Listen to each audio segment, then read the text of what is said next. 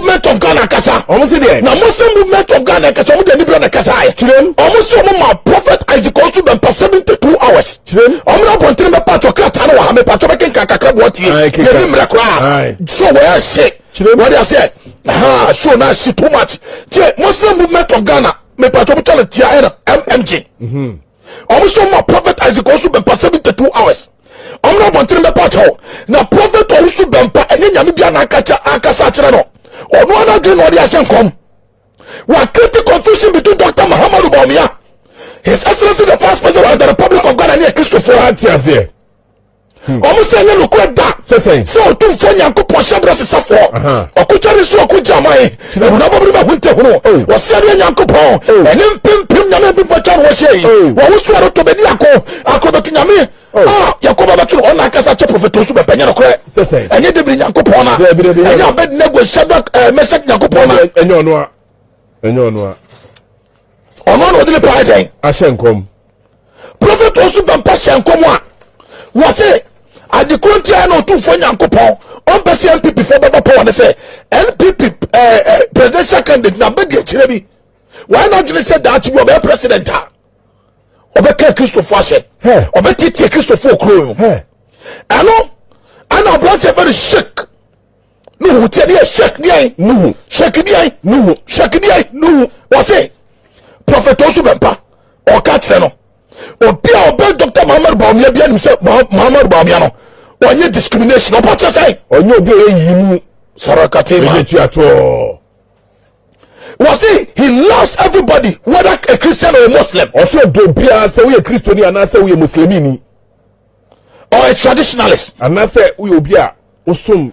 Was let's stop the division. We are one people. Or see a judge Chemuno ni nipo bako. I am one people for 10 years. Beshakata. I am one people for now. And I must say MPP party no. And you don't go buzia. Dombo tradition. Sir. Anna. Tell you. Chirem. Anna. In 2000, I'm paying for buy. No, for Busia tradition. No, correct.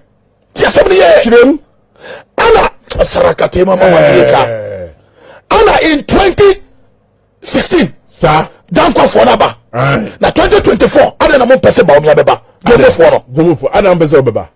A crata baby beer, now Memuna baby beer, and I'm commission Basa. And Tomo catch a prophet as go to Bempah. Say your old video, say your new video. Brabant Patron, Yamibia Cassandra, me a prophet Owusu Bempah. I require a coffee before the about me.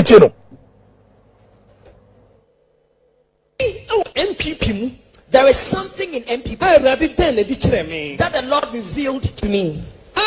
That is some form of a hardened heart. That is one person, about one person. Because of his heart. God often does not want to allow MPP into power. Just because of one person. Just because of one person. This one thing God doesn't want. That somebody would touch Christians or followers of Christ. So if you have any intention that when I have power, I would rise up against a religion or a form of worship that is godly or Christianity in a nation. Even when you have it, God will take it away from you. I am saying it in a proverb, but it is a prophecy. Just because of one person. If NPP is not careful, they may never come back to power. Just because of one person. Just because of one vice. God looks into his heart.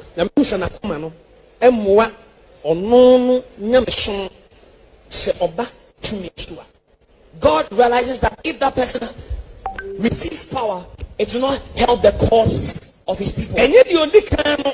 Not the main person or the first person. If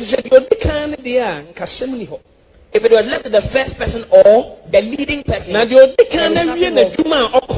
but after remaining person has taken take over. The next person would like to take over.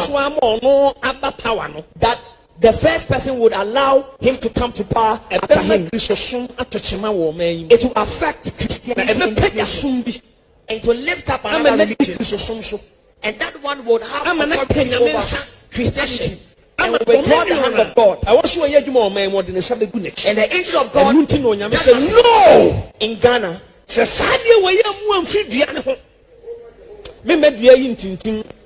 God said, no, if this branch does not break from the tree, I will not allow it.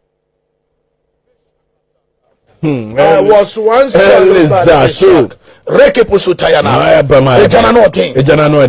and the prophet Owusu Bempah, Muslim movement of Ghana, almost said 100 years old, I did 40 years old. Brabonte Bepacho, and Yamibiana Casachero, baby. Our water bodies are being destroyed. In the next 5 years, if nothing is done to preserve these water bodies, people will not get water to drink. In fact, Ghana Water will not be able to manage and give you clean water. It is in your interest that these things are cleaned. Maybe 1 or 2 people may get some money because they are the people doing the mining. But the general public will suffer in the next 1 year if nothing is done. And it's in your interest to clean up these rivers for you to at least have good water. How can you explain to the kids you are giving birth today that this is the water you have bequeathed them to drink? What explanation are you going to give to them? When even countries outside are threatening us, what we sell today, they are threatening to ban those products. I think that we rather need their help, the help of the chiefs, the opinion leaders, the assemblymen, the youth. Because as the soldiers gave me a brief today, most of the young people in the villages are those who are assisting them and showing them where the equipments are. They are not happy about what is happening. They are devastated that their own towns that they have seen clean water is now turning into things like this. And I thank those people for at least ensuring that they protect their heritage. It is your land, you must protect it. Don't allow anybody for the sake of money to destroy them. I do know that some of the mining companies have decided to form gangs, and they are having gangs. Report, and the military will flash those gangs off you and take them off your land. But like I said, the allowable distance of 100 meters aside the rivers designated as a red zone are in most cases not operationally practical, as physical mining is done well over 100 meters along the river. Illegal miners are quick to move mining equipment beyond 100 meters into hideouts. There are also illegal mining sites that are not within the 100 meters from the river, but they lay long pipes into the river bodies. Huge, big pipes into the river. Suck the water, mine off, pour the contaminated water back into the river. So far, what the military has done is to destroy all those pipes. But I think that we need to take a decision about some of these activities. You can drill your borehole and mine, nobody cares. If you are mining a kilometer away, if you are a responsible small-scale mining or big mining, but don't come and take water from a river using these big holes and pour the contaminated water back into the river. It is dangerous, it is unethical, and it will kill people. But what is the impact, as we have seen, the assessment? The impact of this operation has been very substantial, as excavators and other mining equipment that were used to perpetuate the illegal mining activities within the red zone, that's the restricted areas to River Ofin and Pra, were destroyed. And when the recce team went back, as Kojo said, to check on the River Pra, essentially champagnes and people have not returned. And we'll keep monitoring to see whether they will return. But so far, all the area of operation that has happened, they have not yet returned, and we hope they will not return. The illegal miners obviously disregarded government directive to stop illegal mining and remove all equipment within the red zone of the rivers. Several Garanse pits along the rivers have been abandoned as a result of the military presence. This is a good sign of massive success, but surveillance will continue to be maintained to ensure the sanity of the areas that are cleared. The operation will continue until we are fully satisfied that the objectives of His Excellency the President has been achieved. The Ghana Armed Forces was tasked to conduct operations on the river bodies and 100 meters aside the river bodies, and to flush out illegal miners, not just on only River Pra, but most of the major rivers you see in the endemic areas. It will happen. And as I said, the operation commenced on the 7th at 07 hours on the Friday the 8th, and ended at 3 p.m. to allow the troops to be able to get out and go home on Sunday the 9th of May. 7 mining equipment, as I said, were seized and destroyed. But as I always do, I will believe there are certain considerations that the military and those on operation will want the people of Ghana to consider and approve through the Minister for Lands.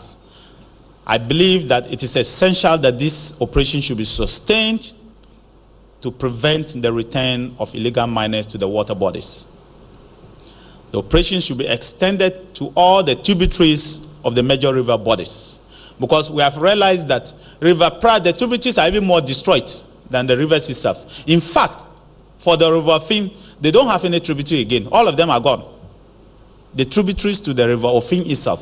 River Ofin is a tributary to River Pra, but the River Ofin also has tributaries. The small rivers that link to the river, they are gone, totally gone. They've destroyed virtually all of them. So we believe that we should extend all these operations to all those tributaries to flush out people. Further directives will be given to take for action to be taken on equipment that have been withdrawn by illegal miners from the mining sites. While the military operations are ongoing, the key leaders must be engaged, and I believe that the minister is engaging them. Tomorrow is in Kumasi to do that. He will announce it, and he wants your support to continue to engage all of them, to engage the chiefs, and we're appealing to the chiefs and all the opinion leaders to do that. And then we may have to really look at the 100 meters allowable, because the law says that you cannot mine 100 meters. But if somebody is mining 110 meters away and polluting the river, what do we do? The military are having some difficulty because they don't want to have anybody accusing them of moving beyond the 100 meters. So they are sticking to the 100 meters. But they've seen that people just mine and park the machines 150 meters away. You can see the machine. You can see it has just mined. That's mined 50 meters away. But what do you do? So these are some of the things that we are there. We are not capturing every prisoner. There are some prisoners who are outside our reach, not because we cannot capture them, but it is because that is the directive and that's what the law says, and we want to follow the law.